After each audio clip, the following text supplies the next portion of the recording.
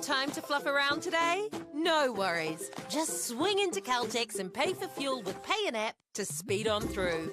Oh yeah, feels good. Use it at your local participating Caltex.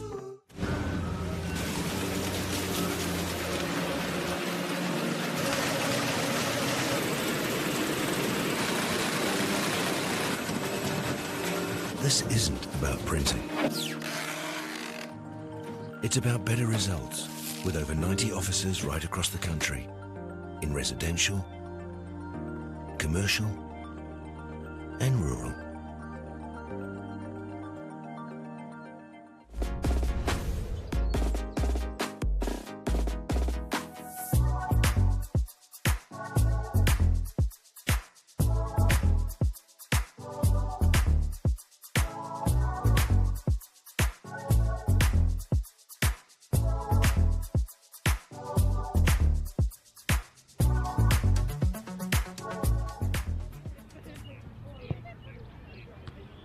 Here on a beautiful day in Taupo. Here we are at Crown Park for the final day of New Zealand secondary schools girls football. We have a third and fourth playoff and the grand final. Of course, I'm joined by Tracy Takiri, my fellow commentator, who I believe has since bronze final here. You've got a bit of an interest in one of these teams, Tracy. Well, I've watched them during the week, and I'm sort of feeling that this is a final. Both teams are quite strong, quite skilled. They have a decent amount of European names and influence in the team. And yeah, it's going to be a tough game. It's a tough game. Yeah, I was interested to get your thoughts on it, because obviously I've only just made it up here last night to go, so I've missed the whole week. Obviously, I've heard that there's been some magnificent games, but the standard of football. You know, you've been around a while. What do you reckon to the standard of football, and you know, has it increased? It's always on the up, women's football. I'm from the Bay of Plenty, Waibop. We've got a very, very strong ladies competition, dominated by youth. I think the team that won the actual competition had an average age of 17. But in that team, there would have been the matriarch, the older player here and there. And of course the coach, guys that absolutely love the game and just give up their time, and you know, just keep on giving, which is, you know, it's kind of like something I'm doing now after 25 years involvement of started with kids coaching and then refereeing, and now my kids are all gone, but I've grown to love the refereeing side of thing, and meeting youth where I've coached them as youth, and now I'm refereeing them as adults. Yeah, I mean, we need, much as referees cop abuse, we do need the referees, and they are a vital part of the game, especially ensuring, if you get a good referee, you can ensure the game flows a lot more. You mentioned the youth there, and it seems to be a trend, even in men's football here, that there's a lot of accent on youth and the development of youth. And it's got to be a positive thing. I'm looking here at some of these sides, for instance, in this Barradine side, there's a couple of year 10s, and I understand that some of the sides have even had year 9s in it, which is like they're almost just out of primary school. Yeah, as we said, we haven't had tournaments since 2019.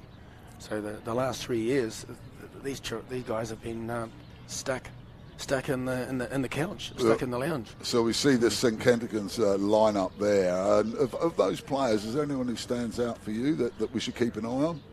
St Kent's. It's that one over there, the black and white. Yes. Adana Pitri. She's impressed me through the whole week. All of them. They're a very good team. Emma Pinnenberg, the captain. Christina Fenwick. Charles. It is a complete team. It is a complete team, well coached.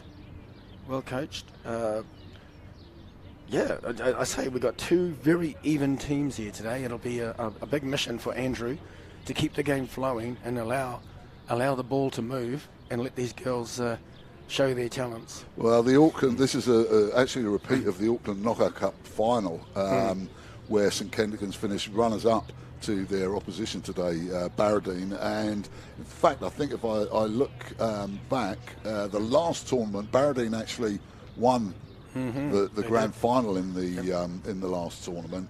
St Kitts, you have to go back to 2017, and they were runners-up in 2016. So that's a bit of pedigree here as far as secondary school girls football goes. Yeah, I can recall back in the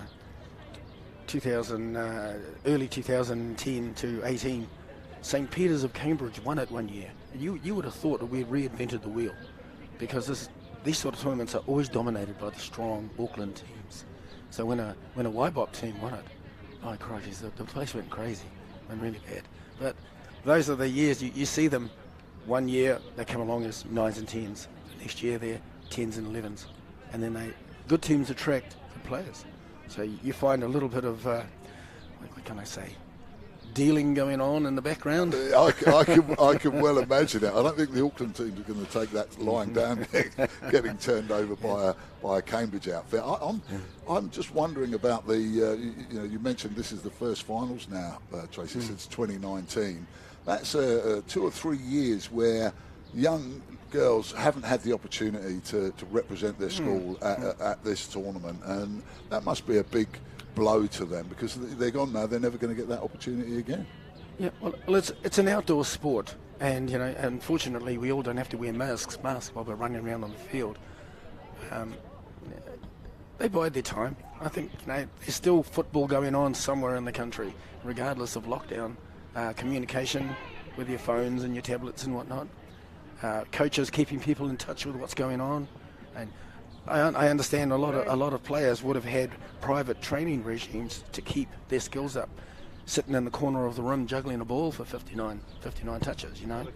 I just saw one of the St Kitts girls before, and that made me feel very jealous of her ability to keep the ball. Oh, yes. I last about 3, and then it's all over.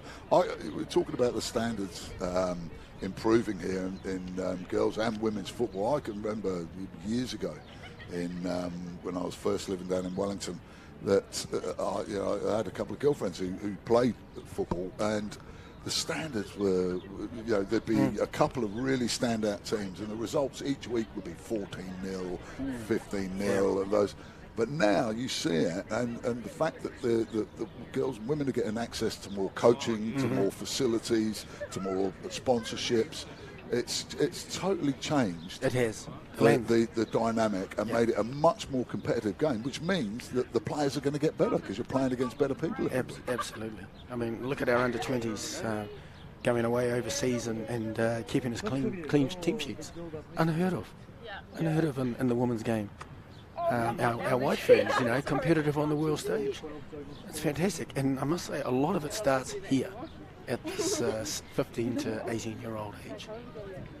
I had the pleasure of watching Olivia Chance come here as a 15-year-old for Tauranga Girls College, and in the first game she absolutely turned a defender inside out, left her crying on the ground, where the bigger girl was trying to dominate her, and she just turned in front of the ball, put her foot out on it, and let the girl come to her and fall, turned around and had an unobstructed view of a goalie and one-on-one, and just went in and ripped into the far end of the net.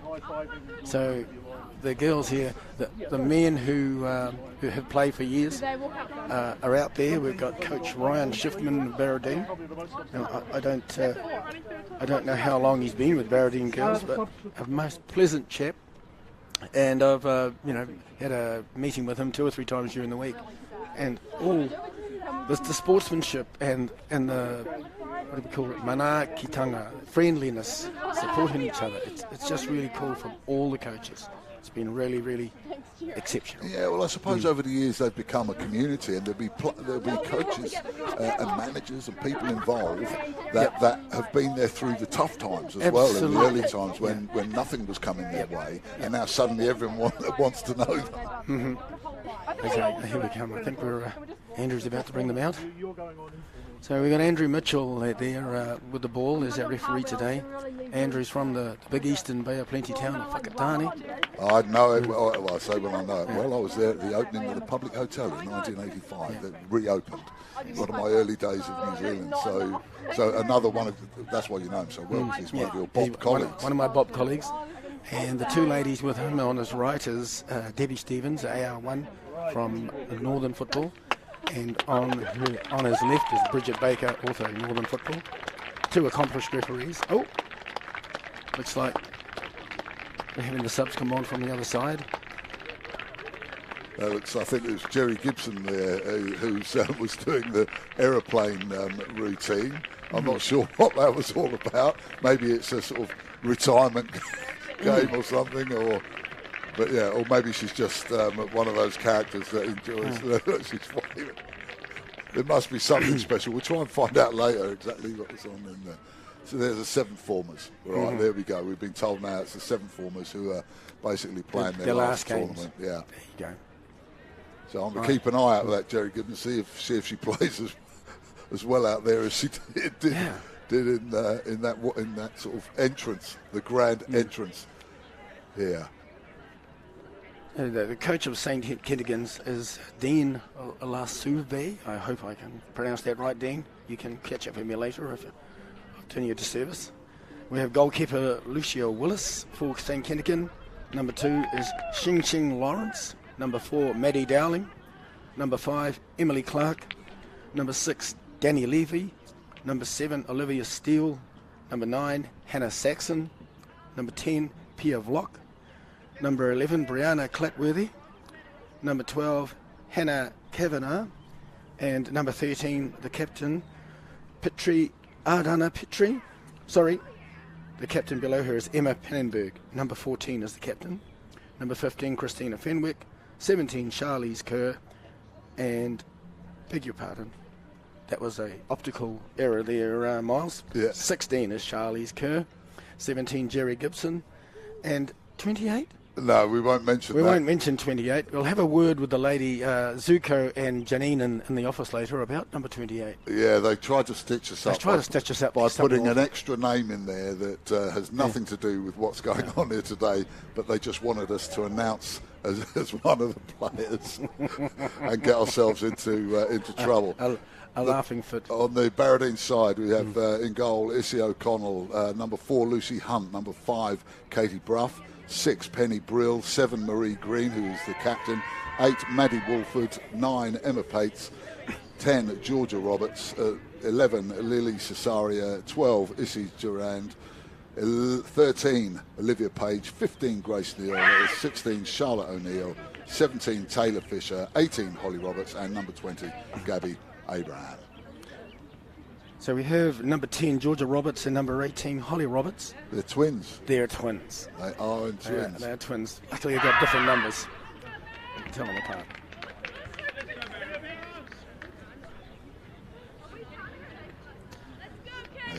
We haven't been given the starting lineup, so we'll have to work that out as we go. But beautiful conditions here at Crown Park in Taupo for the this 3rd and 4th place playoff between St Kentigern's and Barradine, which, as I said before, is a replay of the Auckland Knockout Cup final. St Kentigern's winning, Barradine winning that one. So St Kentigern's looking for a bit of revenge here as Barradine kick us off here in very, very calm conditions here, and straight onto attack. I'm really interested to see here, Tracy. Oh, look at the aggression. One thing I've noticed in women's football is the fact that they don't muck around too much, knocking it around at the back. They're very attack-minded. They want to score goals, and I think that should make for an entertaining day today. I'm expecting quite a physical game. They're big girls. I'm picking majority 12s and year 12s and year 13s with the odd 10s. The 10s are the ones to watch out for. Smaller, quicker, faster, and getting good service from a bit more seasoned footballers. So we should see some goals. We should see some good goals. And we have Lucia Willis there in the St Kentigern's goal. I quite like this the new law of being able to pass it. I've always thought it was a bit silly to have to sort of a bit pedantic almost. Yep, having to clear the area. Yeah, having to clear the area, and especially when you're playing kids football early on. Absolutely. I've coached sides that even when they're in year 13, they're struggling to clear the area. That is a silly thing. That the last 15 years we've been teaching kids to kick the ball in from the line, young children, and also the 3/3 of the field where it's all with the foot, no throw-ins, playing the ball out from the back. But I have seen during the week some teams trying to execute that move of keeping possession from their penalty area and absolutely paying a heavy price. Yeah, that's it. I mean, you make a mistake back there and you're going to be in trouble. And it's very... If you've got a side that's playing a pressing game against you, you're liable to make mistakes. And coaches will see it and notice it. And they will say, okay, we know where it's going to go. And they'll go and mark the third person and force the error. So far we've seen for Barradine, Olivia Page, number 13, who's exerting a fair amount of pressure there. And here's the first opportunity perhaps for St Kendigans. Pia Vlock not quite being able to take advantage of a slack move, but they've earned themselves a throw down here on the left-hand side. She's going to be taken by Emily Clark. Nice one, finds a man. Unfortunately, the touch. Man, it's a man. I'll still say man, it makes it a lot easier. It's not gender specific, it's just a term. Now, one of those Barradine girls has come just recently turned from the under 20s. That's right, yes. The captain. The captain of St Kitts. Yeah, of St Kitts, or the Pinnenberg, has come back. And 13, Olivia Page, has been quite impressive throughout the week for Barradine. You'll notice number 13 with little blonde ponytail. Yeah, I've noticed this so far. She's been really prominent early on. I witnessed her the other day run 4 lengths of the field, up and down with various plays. She absolutely never stopped running. And, never held back on a tackle. She's one to watch today. St. Kitts knock it out. Pressure. I think there's Issy Garant putting her under pressure there. And so far, from the early exchanges here, only 3.5 minutes gone. 40-minute halves in this game. And should it be tied at full time, it will go straight to penalties. Whereas the final later on, the grand final, will have 10 minutes of extra time before penalties, should the draw be the eventual result. Yes. But this, definitely, Tracy, so far, the early momentum is with Barradine. That is so true. Here we go. Barradine throwing in the attacking quarter. Well, that's a flick that's not where you want it to go. Yeah. You have to put your head to it, but you hope that it's not going to end up there. Again, chasing back. It's Barradine here. When they lose possession, they're straight onto it as a team in hunting to get the ball back.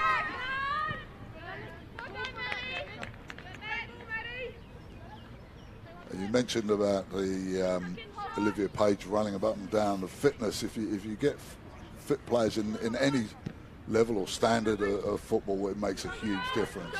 Oh, especially if you've been here. This is your today would be your 7th game of the week. Here's our Holly Roberts, one of the twins. Not got it in. Still here, and it's St Kendigans struggling to gain any sort of possession, any meaningful possession. Perhaps now, as they got a chance to break here. That's a lovely ball. Oh, unfortunately, just that touch. It took, to be fair, it took a bit of a bobble before it reached. Then that's Emma Pinnenberg there in the middle, who started off that move with that lovely pass. But again, Barradine back with possession, trying the early first time ball there. Daniel Lever running, trying to get there. Get the ball. The ball in or out? No, just carry on. You've got to play to the whistle. Absolutely. But again, I think that was more of both of them doing sort of what they perceived to be the right thing, and not going on and thinking, it might be out, so I'll let the referee make the call. I think they were both looking at each other like, did you touch it? Were you the last? Here's the first opportunity though, from a set piece, a corner to Barradine. In the background, the Love Taupo sign there, which is dotted around this beautiful city. Is it a city or is it a town? It's a town, isn't it? Taupo. It's a town. It can't be a city. It's a city. It's a city. They call themselves a city council? Well, I suppose they do. There's an opportunity here. The keeper's come for it. Willis's come for it. It's And in. yes, it's in. That was a mistake there from the keeper. And Gabby Abraham is a year 13, only plays football for a school. Not a member of a club, which quite a few of them are. The quality of the corner kick has a lot to do with this. To see where it lands, Miles, just right there in that 6-yard area. Yeah, I don't want to be mean, but I think Lucia Willis will feel that she should have probably done a little bit better with that. It was a good corner. It was put into an area where you're going to put them under pressure. She should have used her fists there. Yeah, and just got I rid think of she it. just overran it a little bit. You know, I think the flight deceived her. Yep. The flight deceived her. But it's not just one. You know, you've got another 10 people in front of you that can help you clear it out.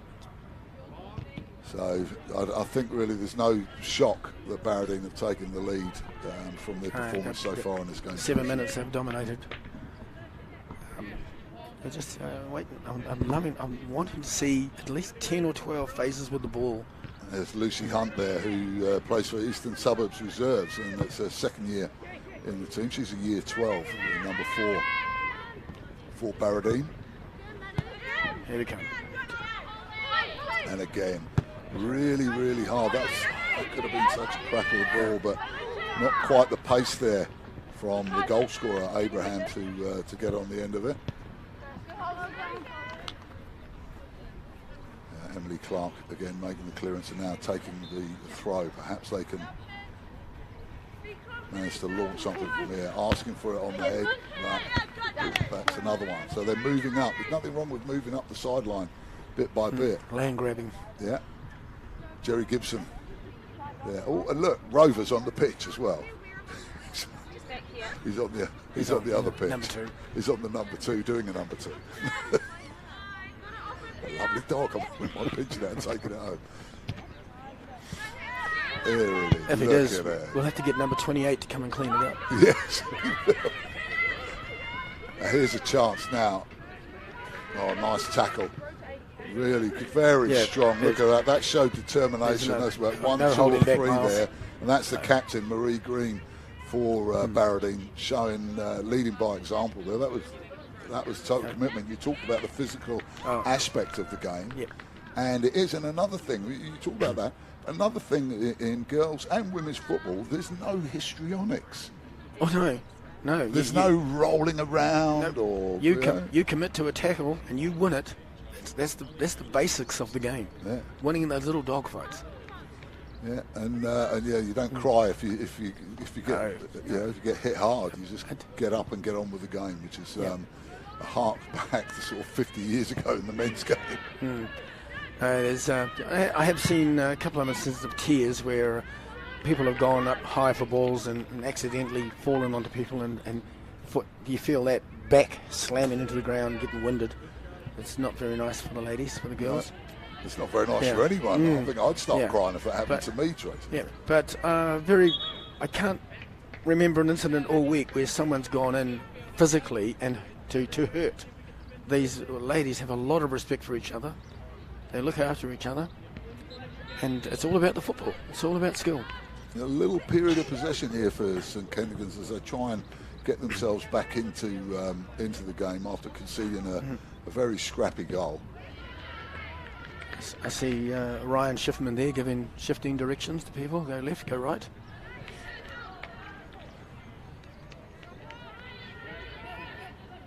I mean, coaching is a very important part of the game as you develop. I mean, as you get later on, you don't really need as much coaching because you understand the game a bit more. But you've got to have players that respond to the coaches. And from what I've seen of girls and women's football, they are so respectful of their coaches and give them everything. You know? Well, I dare say we're amateurs. We're all we're not getting paid.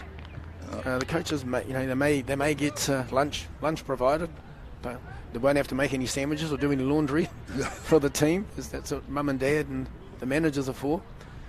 So his focus will be on coaching, and who doesn't want to win?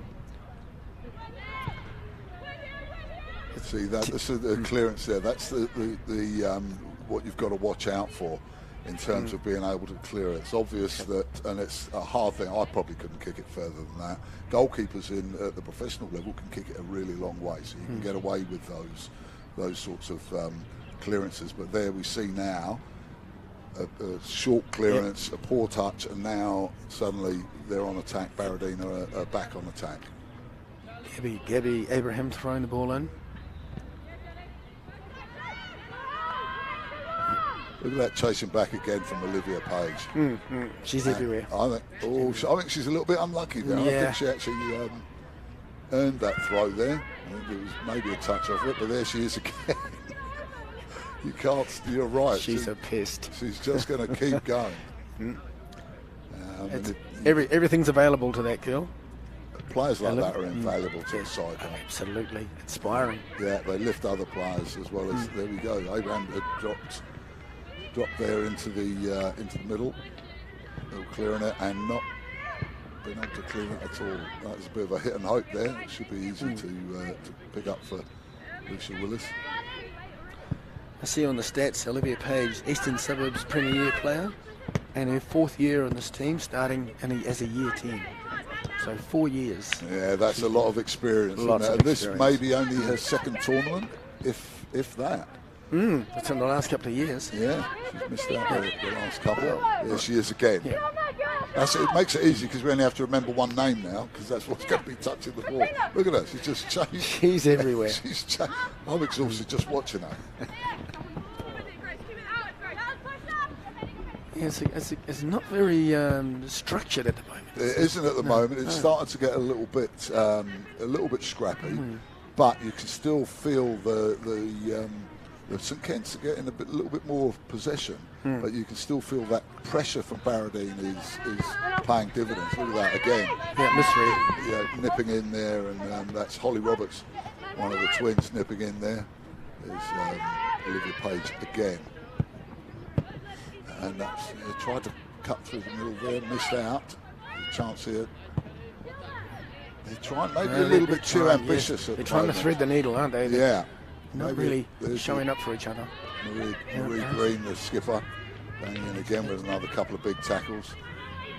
But St Kentigern's definitely starting to sort of get a little bit of a toehold in this game. They keep that in. Can they keep that in? Oh, I would have put money on Jerry Gibson getting to that one. Yep. Not quite. Sometimes the ball does tend to run away from you. Definitely you can see a whoops, Daisy. Oh, there's that Olivia Page. Yeah, she did catch Give her a little bit of a bump. I would have probably let that go, Tracy. Well, if the St Ken's player had managed to knock the ball away over to that open space over there, I'm sure Andrew would have let that play continue. But she's so persistent, Olivia Page, that she never allowed her even to recover after causing the foul. It's not the worst place in the world to give away a free kick. Middle of the park. Yeah. Again, look at this. Barradine has the ball. Can she find someone? She Here found we it. go. Beautiful pass. This looks a big opportunity here now. Issy Durand just not quite getting control of the ball. Your heart starts pumping when you get into those sort of situations, and it's trying to take that time to breathe that can assist you in putting it in the back of the net rather than a bit of a heavy touch. It's a skill all in itself to run at maximum speed and touching the ball 4 or 5 times, which is essentially the perfect touch. Yeah. Every touch you take puts doubt or worry into the person you're running with and the one that's coming to confront you. I mean, and the pitch looks in good condition, but it has had a lot of football played on it this week, and you know there are the odd bump, and it only takes a little bump to totally put your control off, even if you're Cristiano Ronaldo. Yeah, this is one of the premier grounds in our Waibops football area. It's beautifully laid out. It's a fantastic park. It's the first time I've been there, but it's a fantastic park. It's the. I'm sorry, I'm biased, but it's the best venue for tournaments in New Zealand. I've got to say. There we go. 6 natural fields. 6 natural full-size fields. Answers on a postcard, please. If you've got an objection to Tracy, there's Olivia Page again trying to turn the defence inside out. Oh, lovely. Nice skills there. Managed to keep control. They're going to knock it inside now. Oh, should have passed there, I think. had an opportunity to pass inside to her skipper, Pinnenberg, and perhaps that would have been the better option. Oh, they're going to pull him. Did that not come? Was that a foul throw, or what was? Did they give him a foul throw there? I'm sorry, she may have. She may have had a foot over the line, one boot into the field of play. Oh, all these officials, Tracy, what are you doing? Trying to ruin a good game. Goes both ways, Miles. Goes both ways. No, the fair enough is it's not a hard thing to do to obey the rules, is it? So, if you don't transgress, it won't get blown. Won't get blown. 17 minutes in, I think the telling period will be the last 10 of the half. Right, here's an opportunity. Abraham, the goal scorer, Here we go. laying it back, trying to get a bit of structure going here. That was a great interception there. She's a friend there. Can she thread it? No. That really should not have eventuated in an opportunity. Gibson made the interception here really well. She's got an opportunity to lay it off, but sort of half bobbled, half. I think she was caught in two minds there, whether she was going to shoot or not. And look at, that first time ball there, that opens it up, and then it's down to Pia Vlock whether she puts it away or not. But in the end, she was under too much pressure when the ball finally came through. Now, if I was the coach, I would have looked at 17 in that instance and thought, why didn't she get onto her left foot? There was nobody there. So it tells me that she hasn't got a left foot. Oh, I know, but she wouldn't be alone in that. Here's a great break here. And the final pass from Gerrand, not quite up to it. Great little opportunity there. At the moment, there seems to be... Well, that's a tough... your friend Olivia again getting stuck in. Fair enough, and earning the team a throw. She really has been the most prominent player so far in this game. But for me, it just both sides need to just take a bit of a breath, start moving for each other, and start just getting a bit of control, possession, and passing. That's a lovely ball there. A chance to turn and shoot. No, maybe left foot's not a favoured one either, but at least you give it a go. And if you don't give it a go, you're never going to find out. But you mentioned that about players being one-footed. I get sick and tired of watching professional footballers in Europe, in Premier League and European leagues, who are patently one-footed and try and manoeuvre themselves into position down that foot rather than using both. Having coached kids football for 30 years, one of the first things I do to them is practice. You don't need to smash it. All you have to do is be able to pass it firmly for 10, 20, 30 yards, and that's all you need. And if you get a chance on your left foot, just try and pass it, and often it'll go there. But if you try and get it back onto your right, and especially if the defence know you're going to do that, you're in trouble. But St Kentigern's, I think, that's another... Losing it too easily. It's a poor pass there from a good opportunity, but they have a substitute. Who's making the change? This has got to be an injury one, surely.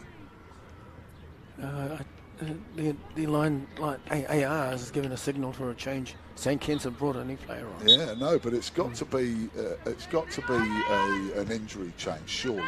After 20 minutes, or do they say everyone's going to get a chance today? Tournament rules are constant interchange, well, not constant, but unlimited. So you've got an unlimited one there now. Yep, Okay, yep. All right. Now that you've educated me there, Tracy, I can understand it. But I would have thought, why on earth take someone off after 20 minutes? Unless it was it's your rule, the fact you've got all the interchange. That's a good tackle. That was a good tackle. Nothing wrong with Very that, good tackle, Christina Finley. No, it's tournament. It's enabling these girls to last the week by having the ability to chop and change. And also give them equal opportunity as well. You don't want to come all the way here and just get splinters in your bum the whole time. No, I guarantee every girl who's come here has played time and not sat on the bench. Excuse me. It was Pinnenberg Captain Pinnenberg. Poked it through. Now here's another opportunity. Can they do something? They must keep possession from the throw. That's it. Drift wide, young lady. Jerry Gibson going wide there, giving her the opportunity.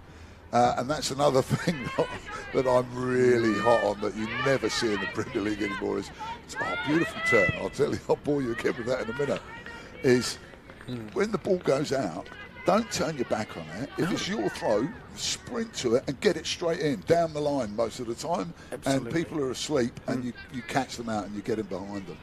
People hang around for too long, you give the defence too much time to football get in 101. position. You get, especially when the lungs start bursting and the ball goes out, everyone thinks, oh great, there's 10 seconds we can recover. But don't give them 10 seconds. Don't give them 10 seconds. Go to the ball, throw it, get it going. After an early period of dominance, I think, from Barradine, I think St Kentigans are getting a little bit of a toehold in the game. They haven't really created. They've had that one opportunity which they couldn't take advantage of. But having said that, other than the goal, Lucy Willis hasn't had to do too much either up this end.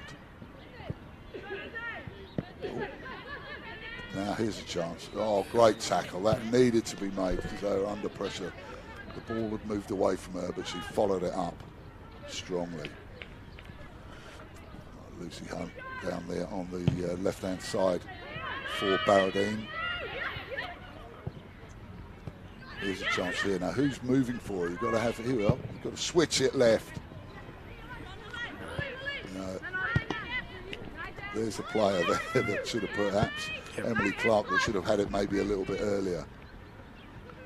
But still, it's the touch hasn't quite been there, has it, to enable the flow. I think there's still, I mean, for this, it's a, I know it's a third and fourth playoffs, but it's a final for these girls, and sometimes it takes you a while to settle down. I mean, again, there's plenty of space out here wide on the right that ball could have been played into and given you a chance to keep possession. But it's gone straight down the middle and straight to Lucia Willis in the St Kentigans goal. There's an old term in football, send it where the seagulls are sitting. It's usually in the most vacant part of the pitch. Exactly. And space is what about. It's about finding space. Absolutely. And these girls have got ability, and there's so many of them here that have been playing. I mean, they're reps at all sorts of different things. We've got the Barradine Premier water polo player. There's indoor cricket for New Zealand, rep for New Zealand as well, which is the Issy O'Connell, who's the goalkeeper for Barradine. There's Charlie's Kerr, number 16, National Surf Life Saving Level. Surf Life Saving Level. That was a mouthful. I'll pick your teeth up and give them back to you later. Peter, pick the pack of peppers. There we go. Wouldn't it be fantastic if St Kitts would even up before the half? I think it would make for a fascinating game, but again, a sort of a tough pass to control. I mean, it's easy enough to say, well, you should control them, but the passer's got to look after the recipient. You've got to look after your teammate. You've got to give them a pass that makes it easier for them to control it. Something I'm noticing is that Dean, the St Kentigern coach, there isn't anyone kind of assigned to Olivia Page. She seems to have a free rein in that midfield. No one's really following her. I think maybe they have put it. Everyone's too frightened. Oh, look at this. It's a lovely move. Oh. That was a great little move there, but unfortunately the cross from Maddie Wolford wasn't quite up to the... just that touch. See, there we go, you see. We start there, and that's again a nice pass, but just a little bit of a heavy touch. Opportunity here. Oh, that's a ball into space, but well covered. Yeah. Very, very well covered there. Here we have Barradine in the attacking third for the... I think that was Danny Levy. Got across there to snuff out the damage. Here we go again. Oh, turning it inside and outside. But persistence there from the defence. And looks like he sliced off there to go out for a goal kick.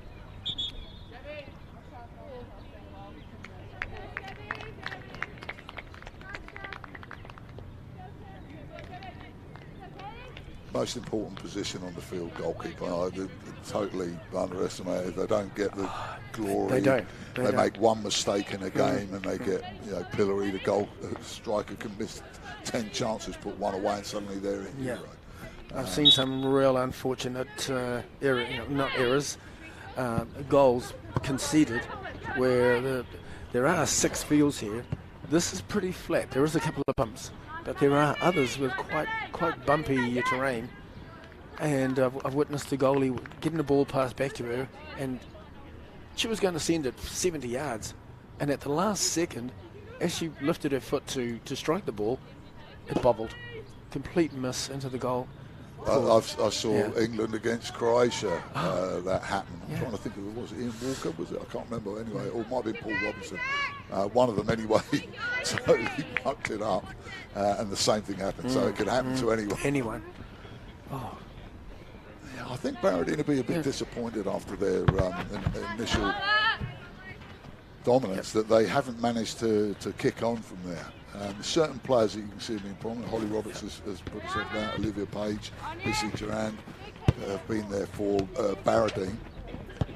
But Jerry Gibson's been the one out here on the left for St Kentigern's has had the most promises. The left-hand side, which seems to be used the most for St Kentigern's attacks. I don't know whether that's by design or just that's where the ball's ended up, and we see it again now. Touch here, look, little touch down the line, first time, come on. Oh, dearie me, again, wanting to use that right foot. A little pass with the left foot there, and you've opened them up. See, in this comes back to Jerry Gibson. Bad touch. It's been, this is where, down this side with Emily Clark and Jerry Gibson. Just that lack of a left foot, and that's this trendy thing in modern football to have right-footed players on the left and left-footed players on the right up front. They seem to do the opposite when it comes to a fullback position, or centre half. But when it comes to attacking players, for some reason they like that. I'd be more of a fan of being a strong foot being on the outside, so you can get the ball into danger areas. Yeah. I just noticed Emma Pinnenberg, captain of St Kitts, collide with Anna Page, and she came off second best. No foul, just played the ball and their bodies met. She went down. And Miss Olivia Page was quite a physique. Yeah, she's been powerful the whole game so far. She's winning the ball in the air. Here she is again. And she's lost the ball here, but she goes in and chases afterwards. Be interesting to see how she's going in the last 10 minutes. Jerry Gibson has the balls, played it wide, but no one there. Yeah, I just can't. St Kentigern's are lacking cohesion with their passing. They're just not finding each other. Yeah, the initial touches are a little bit heavy at the moment. And they're not really getting their head up and looking for their teammates. I think they certainly look like they've got the players if they, Pinnenberg, I think, trying to settle it down for them. Not much space out there to get past Lucy Hunt. Oh, another change coming up. Yep. Yeah, I'm not surprised. She deserves a bit of a breather, a bit of a break there.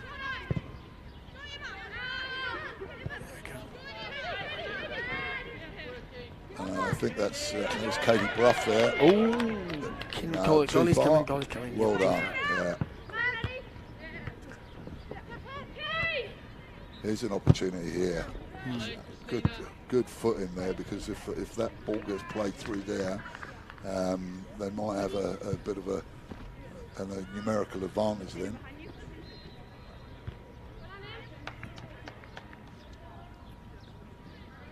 Ten minutes to go to the half. I'd say Barradine just don't want to concede. I think that they feel that they need a second one. They haven't been as dominant as they were in the early stages, but they've still been arguably the better side and looking more dangerous. It looks like someone's been drinking, whoever put that line in there, the white line down this left-hand side. I remember that from the good old days when I was playing in Wanganui with a hangover at Wembley Park, trying to get a straight line in.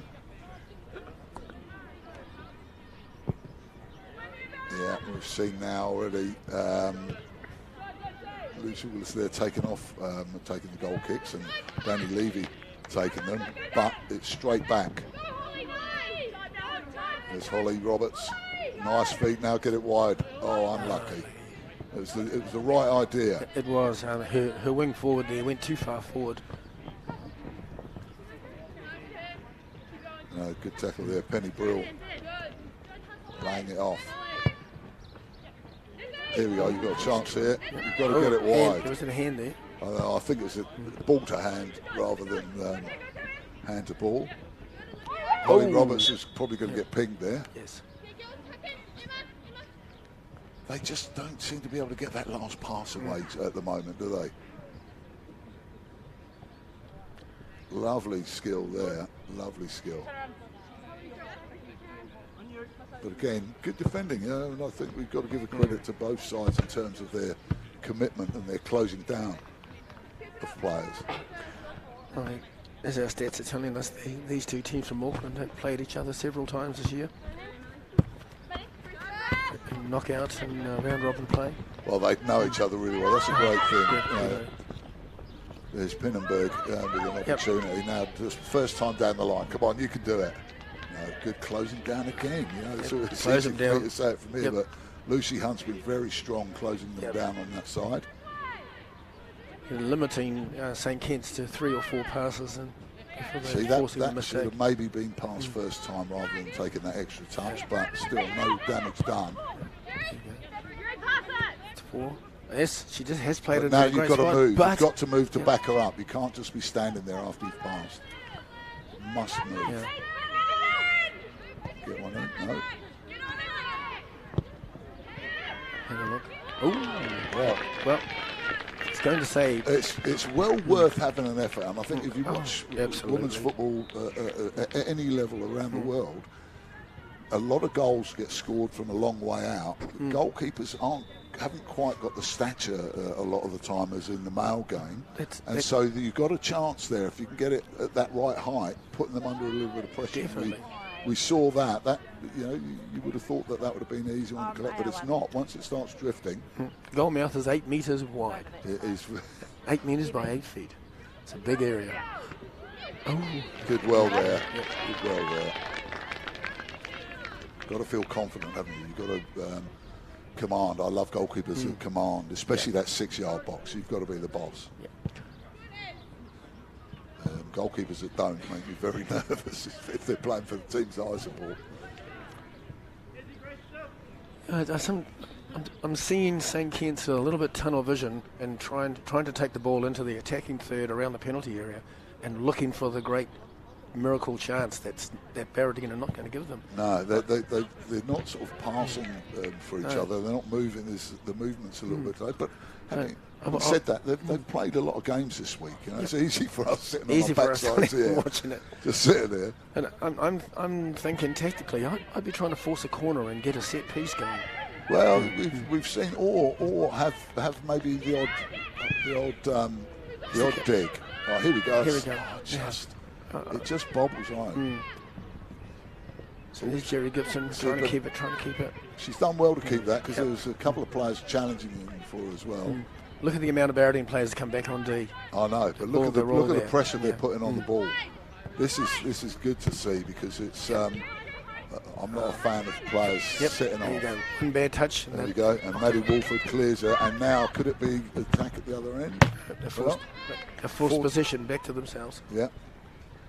But they have been, and I suppose we can forgive the soccer. Both sides have been good at pressing. Yep. So, it is taking a bit of time to settle in. Players aren't really being allowed to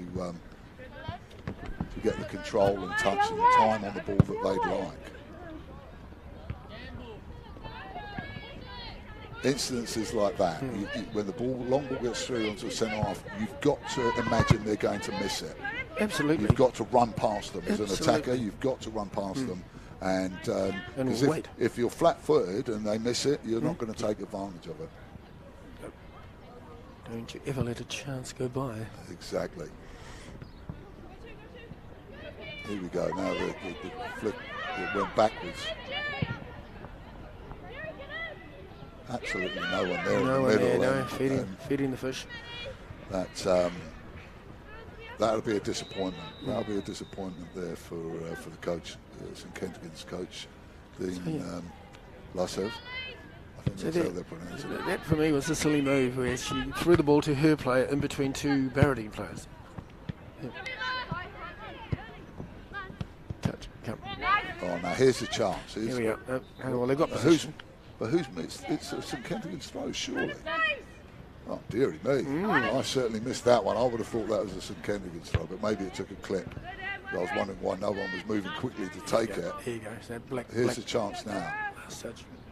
Come on, where's the urgency? Come on. Oh, this is Up the ante. take it Put into squeeze the on it. area and then put one on one of the defenders, so you might get the corner. See, I mean, there is a sort of hopeful half thing. It ends up coming off the shoulder, and it's not the receiving player's fault, but you should be trying to take advantage of these opportunities when you're in attack. So there's no creativity in that attacking third from St Kitts. I think the defensive side from both sides has been the more impressive yes. so far. Yeah. Yeah, very. The first goal, what was that? A 6-yard scramble with 16 people. Oh, I'm sorry, 6.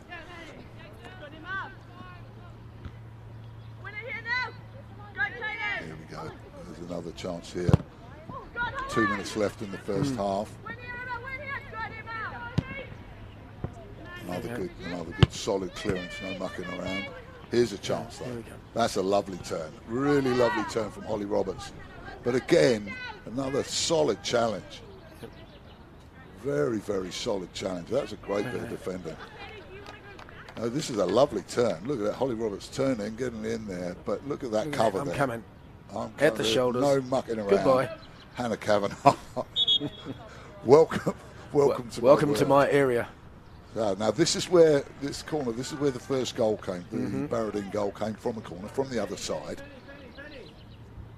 Scored by number 20, Gabby Abraham. Oh, it's interesting there now. They're changing the kicker. Emma Pate's coming back in, and looks like Katie Bruff. Penny Brill? I can't see a number.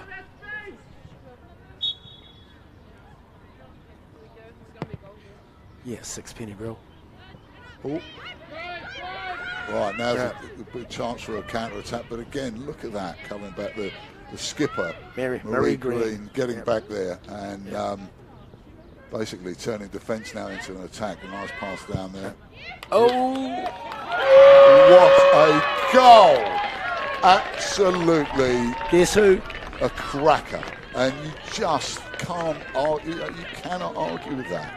Olivia Page. I didn't even see her coming back on. Yeah, it's one of those subs where a camera crew. It's one of those sneaky ones that they came on.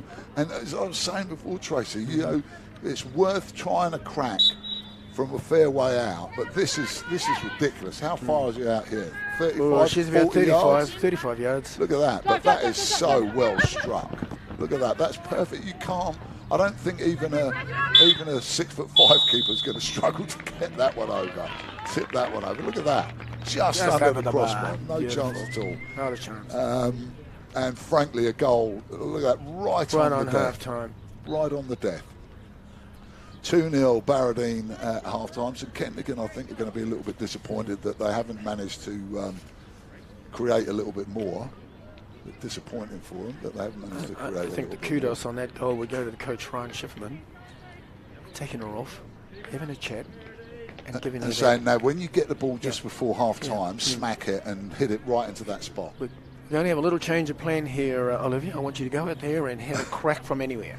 Well, there you go. Delivered. 2-0 to Barradine at half time here in the third and fourth playoff from Crown Park, New Zealand Secondary Schools Girls Football Finals Day.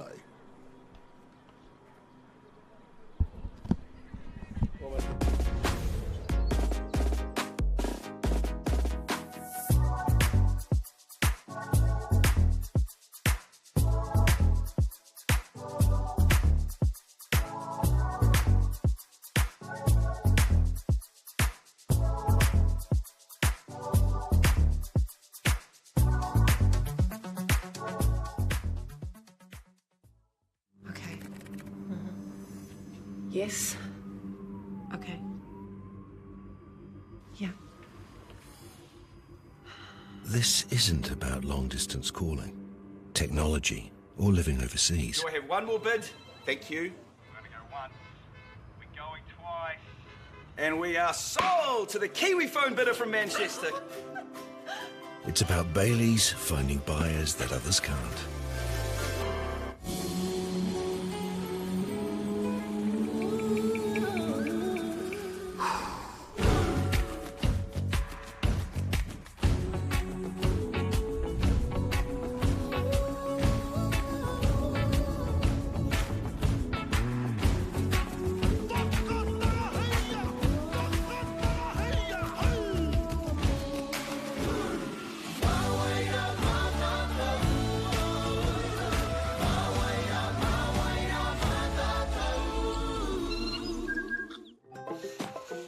Whoops, running on empty?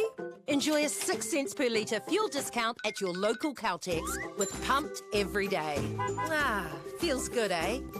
Get it at any participating Caltex. All right, ladies and gentlemen, this downtown apartment is the perfect first property. Our vendors have a new baby, then moving on, so we're selling this today. Do I have any more bids? One bid here, thank you. I've got a bid there. We've got one more here. Yes, we have one more bid. We have a bid here. Do we have any more final bids? This isn't about just selling one property. It's about getting a better result for our clients. Sold! So we can help them with their next property, the one after that, and the one after that.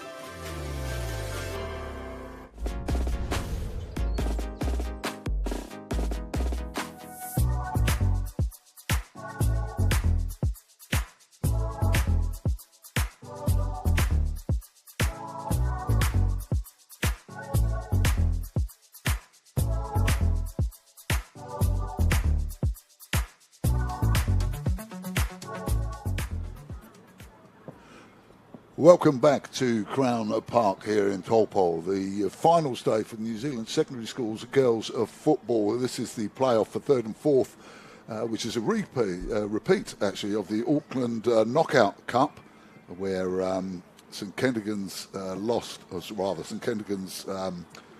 Barradine. Barradine this time again 2-0 up.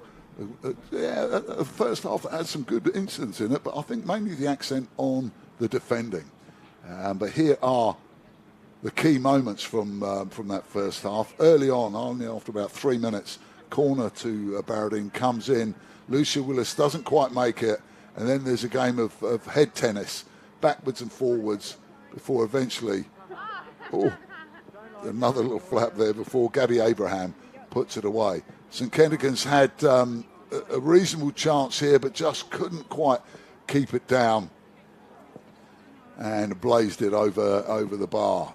Then there was another chance they had from a corner, but Issy O'Connell, the Barradine keeper, despite dropping it there, was basically in control there. I'm going to give her the benefit of the doubt as far as that one goes. She went up, she made sure she gets both hands on it, pushes it into an area where there's no opponent.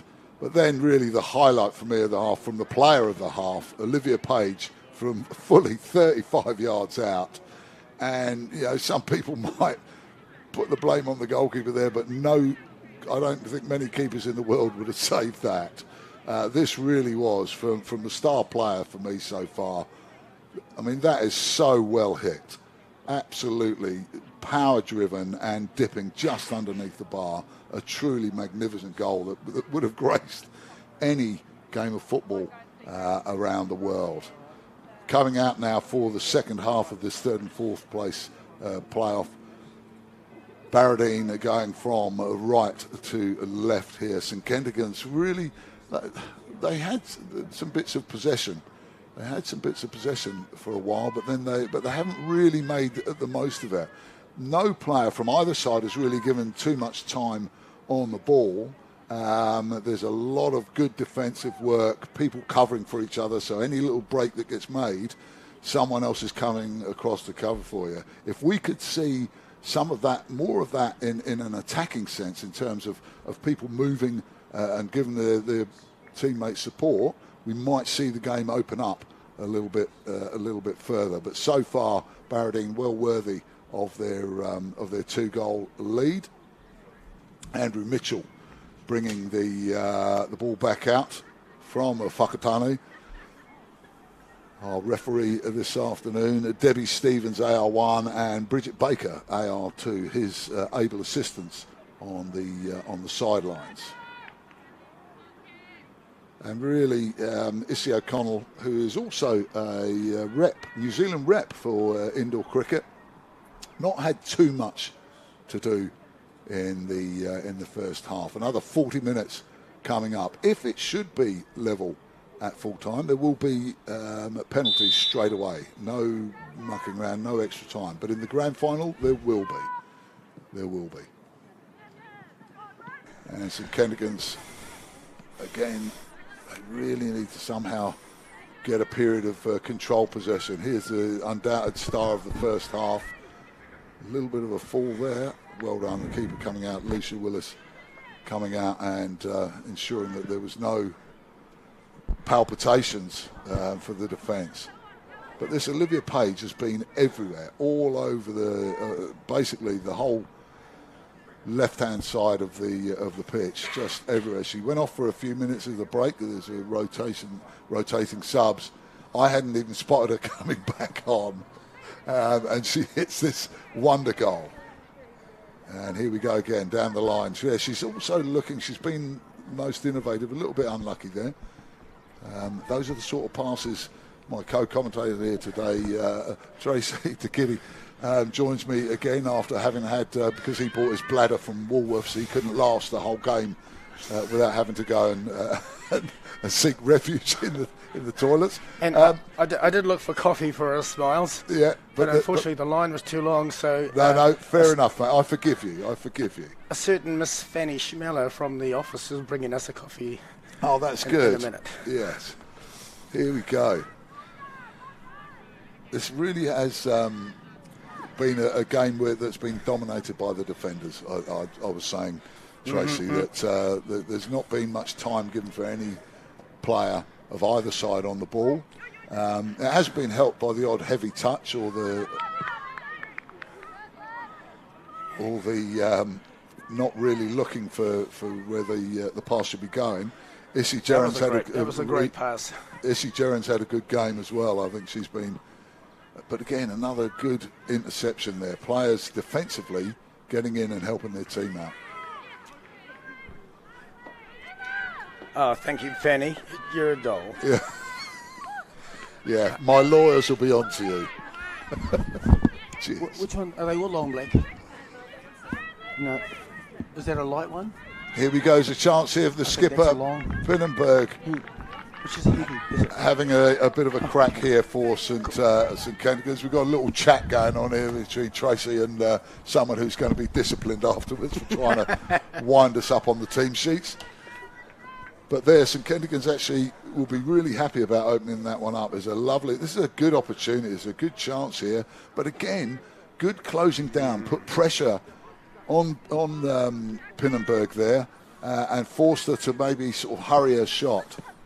Yeah, I think she would have preferred to get her head over the ball there and keep it down. Yeah, I think she was just under pressure though from the defender. Lack of time, yeah. Oh, we have a dispute. We have a dispute. It's the first time I've seen anyone argue with anyone. That's good. There she goes again. She's everywhere. Look at it. This is and now it's still in there. Here, look at this. Look, it should have been a teammate closing down there, but she just kept going. I think her brakes have broken. New Zealand women's football is in good stead when you have this girl part of the wider New Zealand under-17 squad. And she's playing for she's just the wider part of it as well. Yeah. She started off as a year 10 in this side. She plays for Eastern Suburbs Premier team. She has, I think, Ryan Schiffman sent her out there with a licence to go from anywhere. Well, as I mentioned in the first half, you've got to, in girls' football and women's football, you've got to try those long-range shots because the keepers aren't quite as big as in the men's game, and so therefore you've got the chance. But to be honest, I don't think any keeper's saving that. No way. No one's going to save that. No one's going to save that.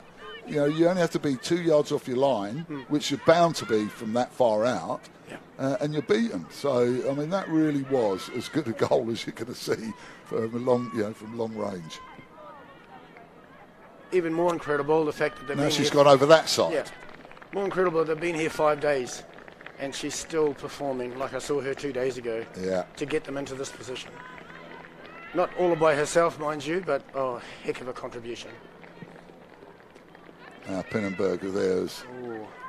Now there was a good pass, but no blue player went to it. Now Jerry Gibson's found herself, she's a bit deep now. She's got to move forward because that's her area of strength. But see again, some great defensive work. Really hard, really getting stuck in. There's no half measures. Oh, there's a failed clearance here. Maybe getting a bit tired. Jerry Gibson did a lot of running.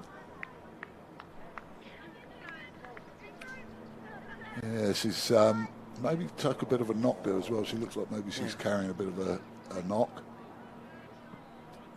Oh, that's play on. See the lovely bent line there, though? Obviously, it tricked the AR. I thought that it was a play on, but no, the AR is a lot closer than we are and doing it in real time. Don't have again, look at that lovely turn. Beautiful through ball now. Issy Gerrand crossing the middle. Chance here. Oh. That could have caused a problem. That would be a goal kick. Yep, goal kick. Issy Gerrand has been having a great week as well. It's quite noticeable. 13 with Olivia Page and 12 with Issy Gerrand. That was a good ball in there. A good ball in, and not quite the finish that Olivia Page was looking for. I think that right-hand corner was screaming to her. Yes. But it took on the half volley, didn't quite hit it cleanly. Yeah, actually, my play there for Issy would be to cover that ball and let it run because it did come off a blue player and they would have been in a corner situation. St. Kitts would not like to be conceding corners. Well, I think if they concede another goal, I think St. Kitts can just settle for fourth. Yeah. But if they, it's as they say in football, a two-goal lead is a dangerous lead. See, strong play there though from Pinnenberg, and because Page took a bit of a knock there. Now, is that going to slow her down? Incredibly, someone beat her there. She couldn't win the ball, and the player rightly bumped her off. Well, Pinnenberg and Page have had a couple of good sort of physical tussles, haven't they, so far? Two veterans there, 2 seasons. Here she comes. Get out, it's my ball. Played the ball, and then Page's foot went into her standing foot. I think it's more just of a twist the way she fell. Yeah.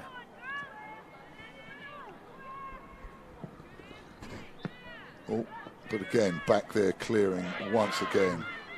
Oh, that was unlucky. But there should have been someone moving up for them there. They're not being helped by the lack of movement. St. Kentigans, they really need to start moving for each other.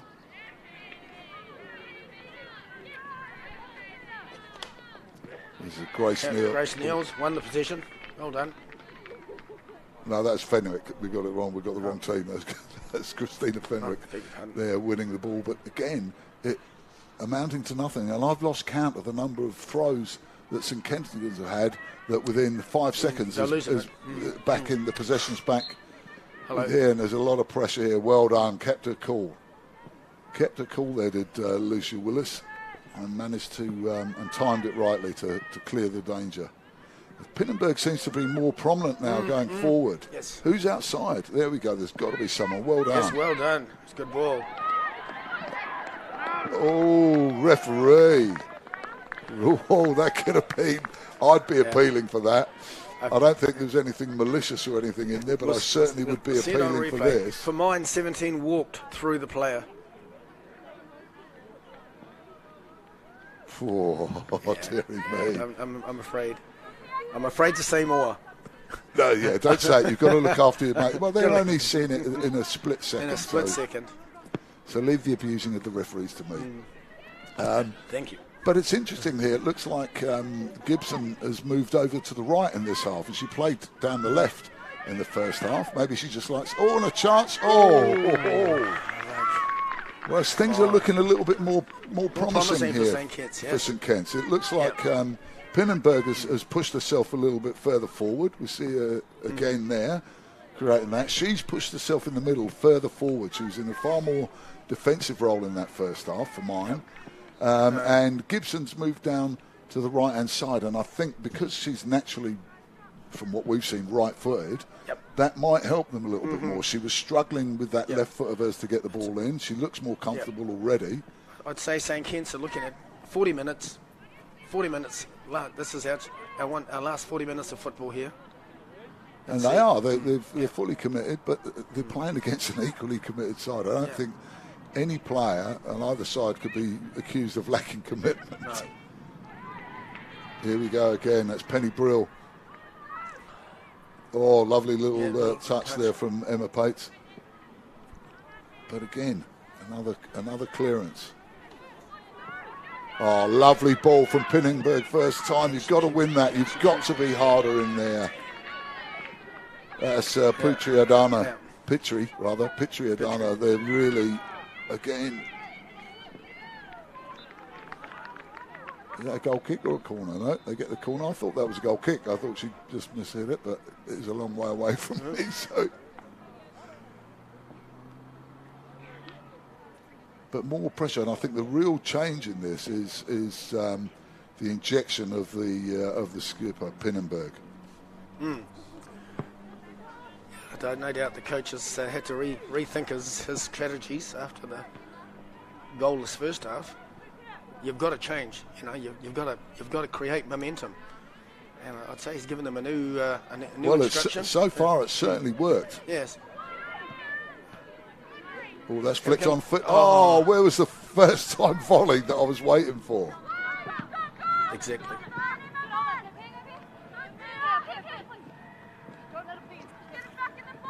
Here we go. That's Pia Vlock. Not quite coming through for them though.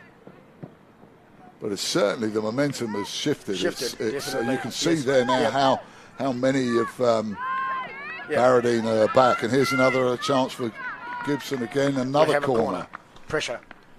This is real pressure. Yeah. 29 minutes to go. Some very tired girls on the trip home. They're certainly not leaving anything out there, are they? It seems like seeing, apart from Miss Tall 13, the Barradine seem to be playing more like St. Kitts played in the first half. They were quite terrified and kicking it away. That's a disappointment there, not to even get it in there. Maybe try to cut it too narrow, put too much pressure on the goalkeeper there. And it's gone behind for a goal kick. Amazing transformation, actually, and I think those two key elements is, as I mentioned, Pinnenberg in there, and also Jerry Gibson here. Look at that, far more dangerous on the right-hand side than she was on the left. There was a lack of control from Barradine there at left back. And I think that's what pressure does to you, isn't it? It's been a coaching philosophy around, and I can't understand at any level. You watch other sides that are successful, when they exert a press, even top players make mistakes. Absolutely. If you're under pressure, if no one's putting the squeeze on, you can do whatever you want. You only have to watch English Premier highlights to see it all. Yeah. The errors that some of our top professionals make. Here's Lucy Hunt, who had a very good first half defensively. Oh, Page not quite winning that one. Oh. No, I think we would. I heard a whistle from somewhere. We've got another game on the I was thinking, I didn't see anything wrong there, but I thought it was going to get blown up. That's a sensible thing to do. A lot of the time you pass it back to the keeper there, but I think clear it out, get it out of any danger. So I think we've got an interesting 26 minutes left of this game. I think obviously if Barradine score again, it's over. I think so. But St. Kentigans have certainly looked capable of getting a goal in this half, the way that they've come out.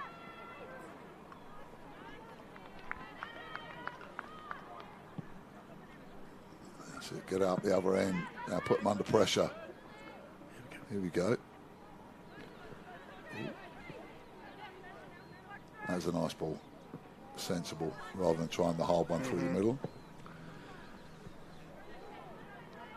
I have seen during the week some amazing touches from the girls where they take a high ball down onto the top of their feet and get that first touch absolutely 100%.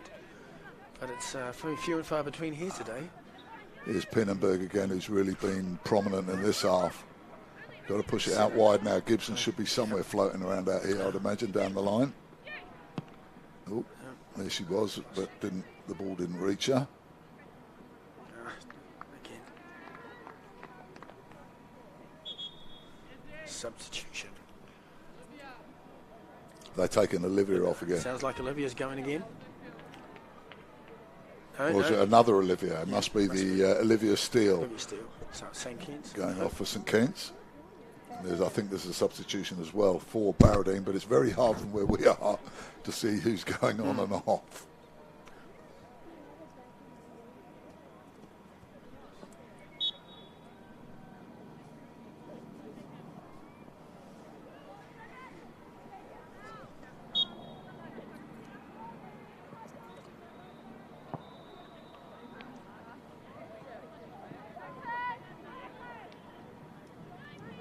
Again, Page winning it for Barradine, holding it up. Oh, that's a bit heavy, that one. Now, got to be careful you don't make a mistake here.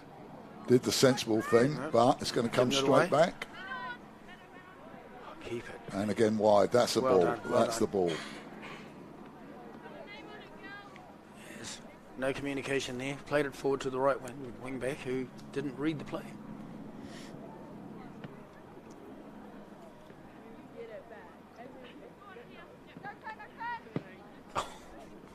Page is still fully committed, although looking a little bit tired now. She's not quite as fluent as she was earlier, but still a major player in this game.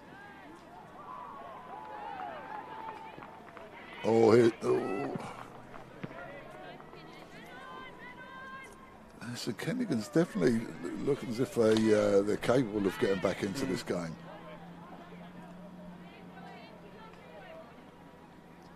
And I think Ryan Schiffman, the Barradine coach, will be wanting his side to get their foot on the ball and have a little bit of possession. So in the first half, that ball would have been played right through by Olivia Page there, but she's just a little bit tired now, and I can't blame her. She's covered every blade of grass at least 5 times. So.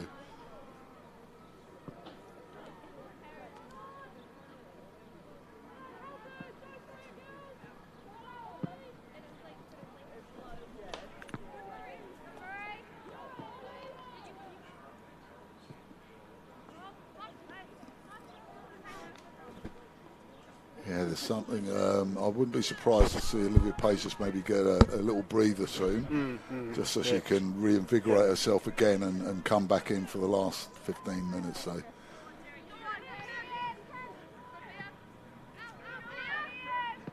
See the pressure, they're making mistakes. They're starting to sort of panic a little bit.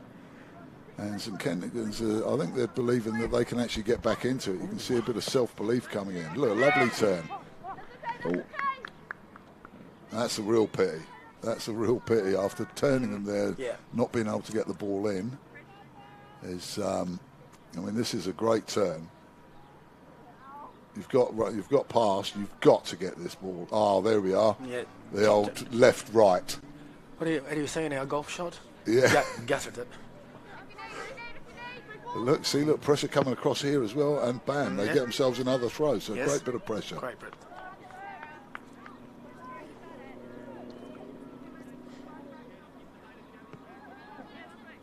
Taken down nicely there by Pia Vlock on the outside of her right foot.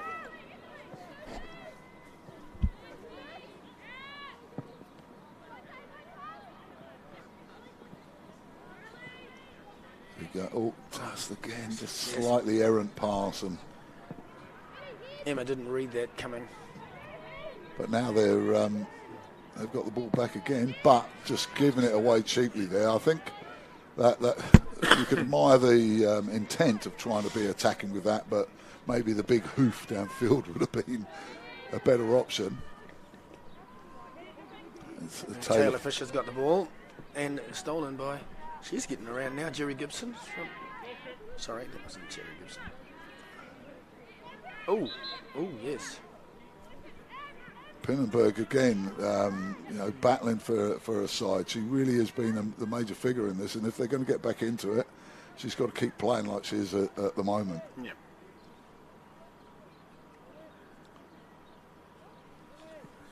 They're really narrow. If you look on here, they're really narrow thing. That one player at least, there'd be 25 yards probably to the side of the pitch from the furthest St Kentigern's player. Just one of you drift out there and draw the defence out. Opens up a space in the middle, and if not, then just you've got all that acres of space for the ball to come back. I can see Jerry Gibson out here on the right-hand side of the field with the Seagulls, and they won't get the ball to her. It's coming our way now.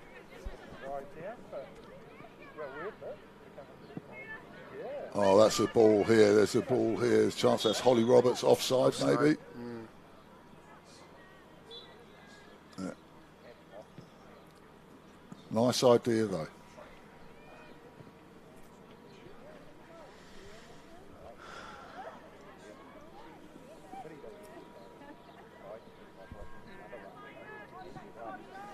Well, 20 minutes ago now, here in the third and fourth playoff here at Crown Park in Taupo, the New Zealand Secondary Schools Girls Football Finals Day, Premier Finals Day. That just looked tired. 2 passes, got to the third, and she just hooked it over her right shoulder. You can see it, but I mean, this is like their 5th day of competition, I think, and you can see the tiredness understandably coming through, but that should open it up for mistakes, and mistakes can lead to goals. So, that was lovely. Keep it. Oh, not quite been able to keep that in. Oops, there I see, another mistake. Yep. Who's there wide for them? There we go. And Pinnenberg, here she comes. Right. Well, here we go now. It's turned totally around. Lucy Hunt. Lucy Hunt's making a break. And here's a chance now. Holly Roberts looking for that far post, but really should have driven in a bit more and opened up the opportunities. She was in behind the defence, could have driven in a bit more, and she had a player inside as well. Would have put the goalkeeper in 2 minds and may have opened it up a little more. It's always going to be hard to try and open your body up and get enough power to beat the goalkeeper from there. Definitely. But a couple of signs in the last couple of minutes that that Barradine have sort of weathered the storm.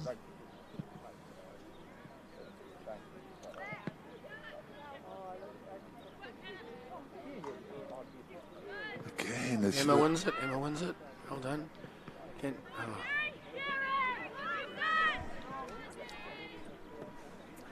She's through. Gibson's into the area. She's had a much better second half in terms of what she's been able to do, and makes you should be asking the coach, Dean Losef, ask him the question of why did you play it down the left in the first half? Give it to me.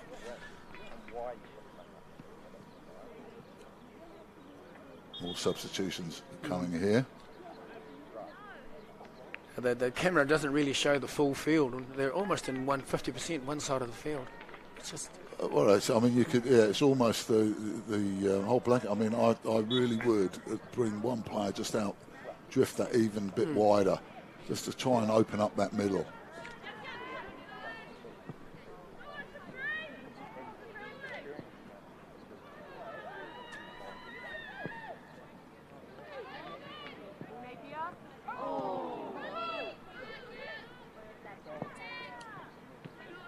There we go. Now, where's it's another hit and hope there, really. There was no there would have been more benefit if they had gone across the field. Yeah, I think because Pinnenberg was waiting on the inside there for him, and that would have been where I would have been aiming the ball. You always hear a commendation when someone plays it from one sideline to the other. A flat pass, and it just spreads the game. Yeah. Then we can see some passing.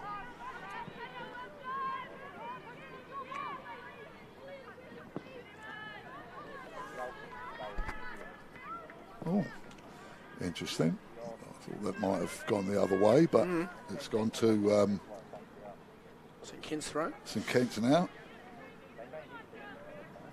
And keep a bit of pressure.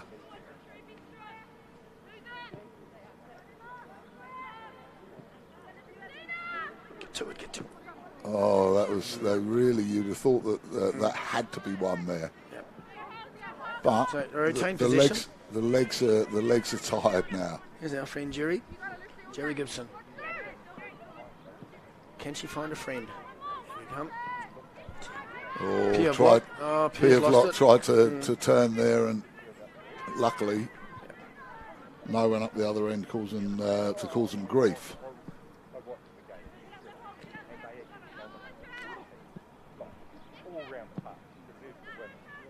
Here we go.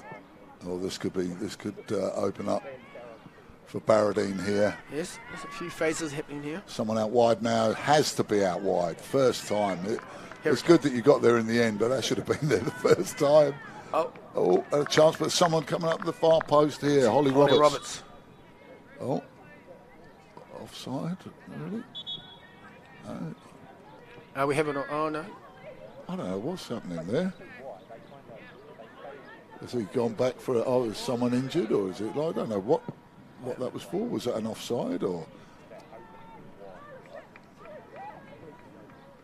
There's something not quite right here. We missed something, Miles. Yeah, I know. It's very much like me to miss things. An offside was called. Yeah, there was an offside against Holly Roberts, I'm assuming, over on this side. I mean, obviously from where we are, we can't see along that line. But again, Barradine now having taking the ball off them again. Yeah. One pass. A little bit of possession. See, more width on that side would help. Definitely. Olivia Page. In. Now you've got to play with pace. Knock it first time down the line. Yes, there we go. Emma should be calling. Emma's not really showing up for her. We may have the corner. That's Picciardana there opening them up. They do get the corner. I thought she'd lost control of it there, but it must have taken a little clip and gone through. And these set pieces is where we've seen a lot of danger. Got to make sure he gets in there first.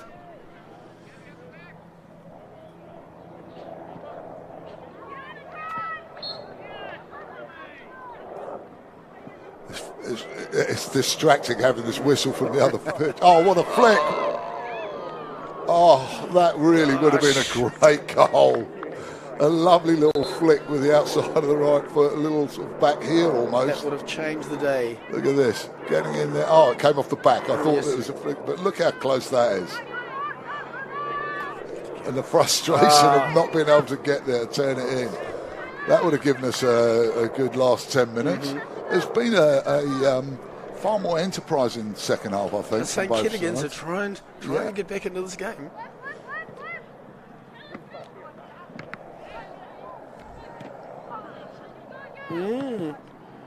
Yes, Olivia. Throw yourself about, Olivia. You will wear it on occasion. She's looking very tired now. They all are. I just had a thought, if they wore Fitbits, I wonder how much ground they cover over the week. Oh, kilometres. Yeah, well, they're always chasing back, aren't they? They don't just stand there with their hands on their hips like I've seen many of my teammates do over the years.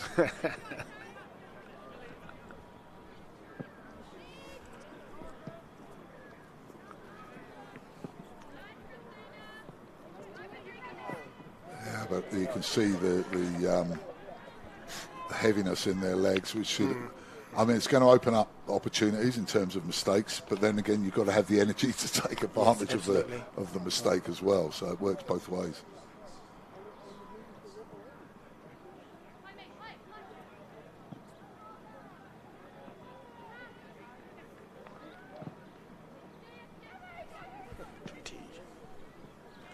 Oh, here we go. It's a big chance for Holly Roberts now. Has she got a left? Oh, really? That was neither one thing nor the other. We can assume that I can she's assume that was an attempt right-footed. at a cross. Didn't feel like a shot. I think it was a shot because there was no one to cross to. Well, there is a runner coming from the right-hand side. No, I think that was meant to be a shot. Yeah, I think it was. Yeah. But she had time there to go again, be confident, take the keeper on, draw the keeper out. Oh, there was 2 or 3 more touches there, Yeah. quite easily. You know, as you said earlier, the more times you touch the ball, the more doubt you throw into that defender's thinking. Unfortunately, the more doubt you put into your own thinking as well. Yeah, so you sometimes do. it's easier to just Yeah. let's have a snapshot and hope that it goes in. I do find in the ladies' game the communication between players, that 12th person telling you, the person behind you telling you who's coming, who's going, where you are, you know, man on, at your feet, play to the feet. I don't hear that a lot with the ladies' game, but you get on a park with a bunch of men, They won't shut up. Chatter all day long. But that's one of the keys of. Absolutely. Yeah, and that's one thing that amazed me coaching kids for was amazing how, even with young men, that you can't shut them up in the classroom or at home, but you get them onto a football pitch during the day, or even at training you can't shut them up. But when they get out there, it's almost, oh no, there's other people watching. I'm a bit shy, I'll keep quiet. Yes. It's definitely the player of the second half, Pinnenberg. Pinnenberg. She is working hard.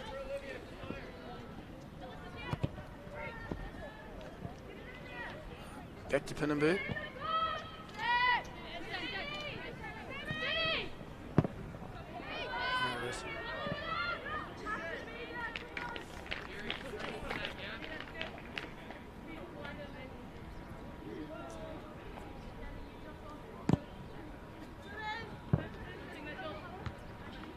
It's been sort of, a few minutes here of one side being sort of dominant, and then back to the other side in the second half. Well, we've got Berardine with a 2-0 lead.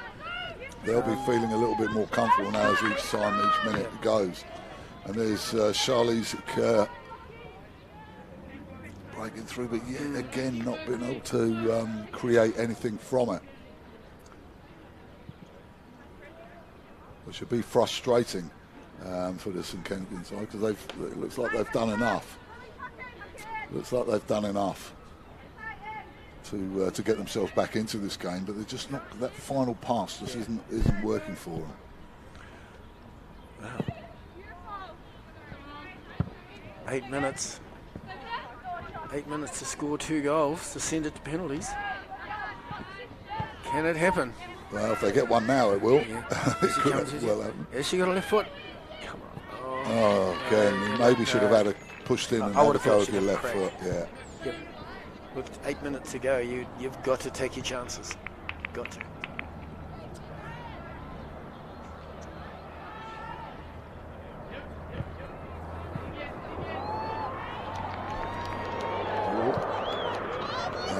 Now this could be dangerous the other way if there's anyone there. It might have almost been all right just to knock it into space then. Sounds like a plane's coming to land.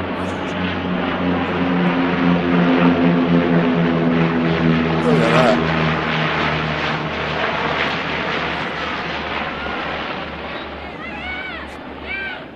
That's one of those extraordinarily expensive flights into the smaller centres of New Zealand. Here we go. Oh, a great effort, unlucky, but well covered there by Issa O'Connell in the Berardine goal. It's nice, look at that, brings it down well. Little 1-2 on one side and then opens it up onto her right foot, which is obviously her favoured foot. She kept that down well. Yeah, she did. If she'd have slightly mishit that, she might have had more chance of scoring. It's one of those ones. She hit it well.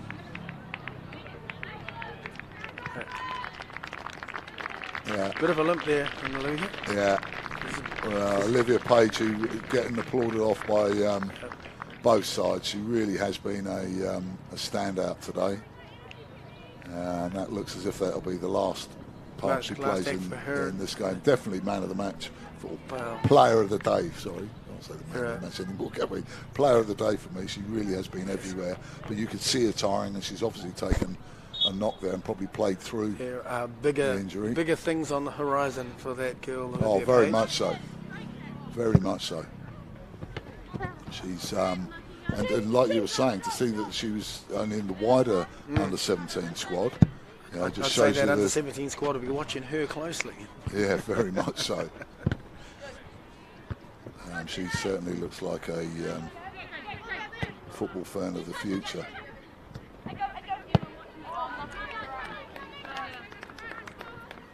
Yeah, it looks like the clock's against, St Kentigern now. Another one who had a reasonable game. Holly Roberts worked hard. Worked hard.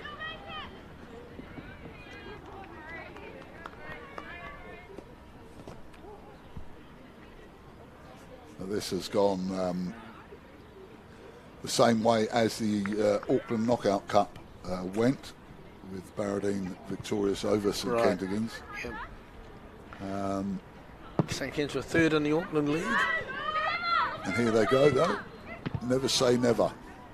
It only takes 10 seconds to score a goal, doesn't it? So. Wow. 5 seconds. You can go 100 metres in 5 seconds quite easily. They really need it. They really need it now.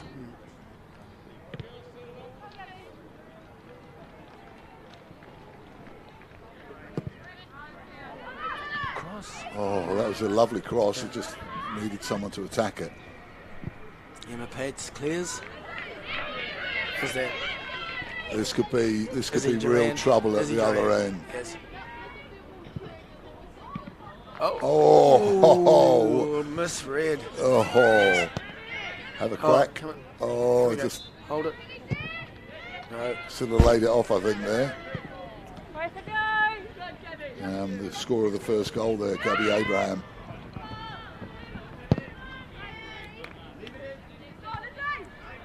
Here's a chance, half a chance. No, keeper's well out.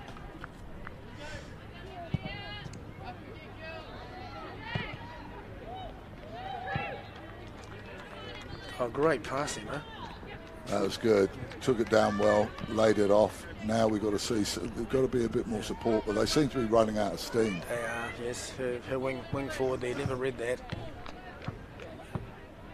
77 minutes of running. And that's just today. Yeah, just today.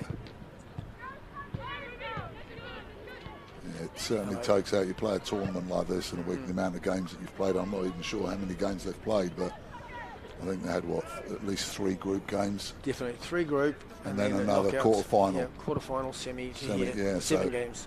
That's a lot of football. Yeah.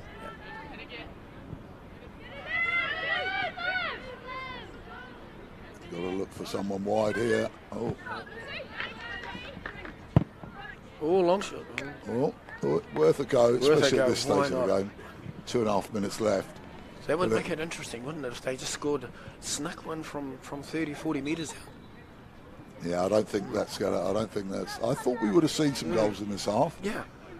We saw 2 in the first half, 1 on the final knockings, a superb goal. Could well be up there for goal of the tournament from Olivia Page. But looking comfortable now for Barradine. Play the keeper. Isabel O'Connell. Sorry, Alicia Willis.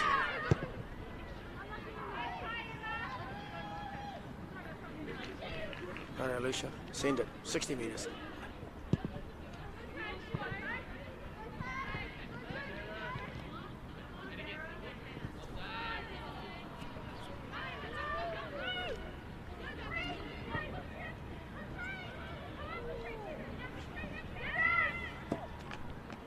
You can see how Pinnenberg was in that under-20 World Cup environment. She certainly showed it in this half. I think she was in a more of a defensive role in that first half, which is probably necessitated by the way that Barradine had started the game. But she's had a more attacking role this half, and I think she's been the player of this half.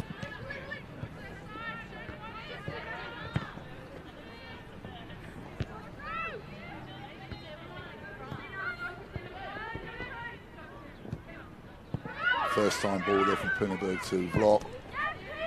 Yes. Yes. There you go. We've been asking for that. Well, there's a bit of a deflection, I think, on that one from, I think that was Vlok, wasn't it, who hit that? Takes it inside, does well, Vlok, and then hits it. I think it takes it. I thought it took a deflection.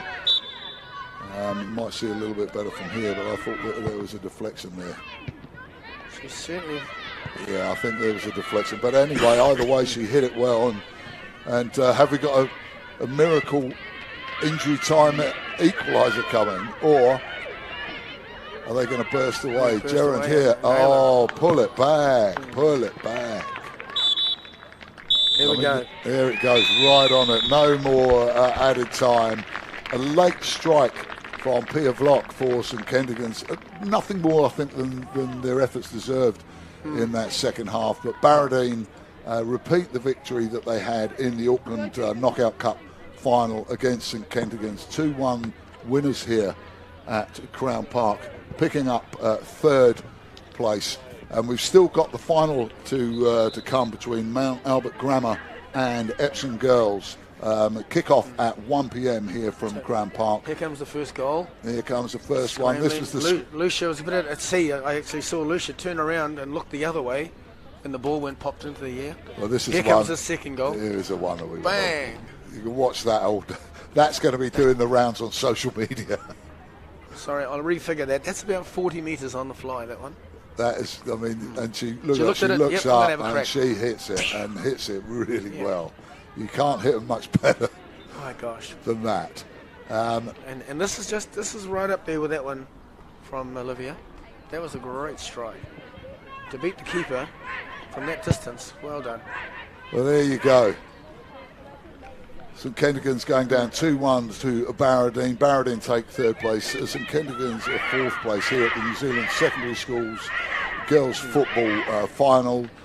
Still to come, 1 o'clock kickoff. Mount Albert Grammar take on Epsom Girls in the... a lot of history there. Hell of a lot of... I think Epsom won more trophies than anyone else, and Mount Albert Grammar wouldn't be far behind. We'll be back just before 1 o'clock here from Crown Park in Taupo. Kia ora, Miles.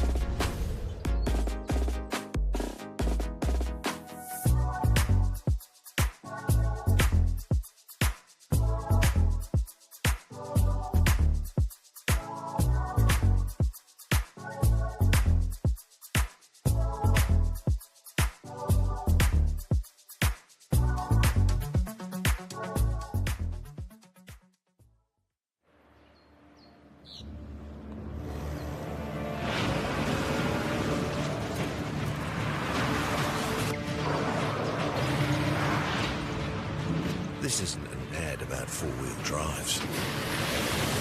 It's about knowing the place, as well as the locals. You found the place. That's a good start. Built by my great-grandfather.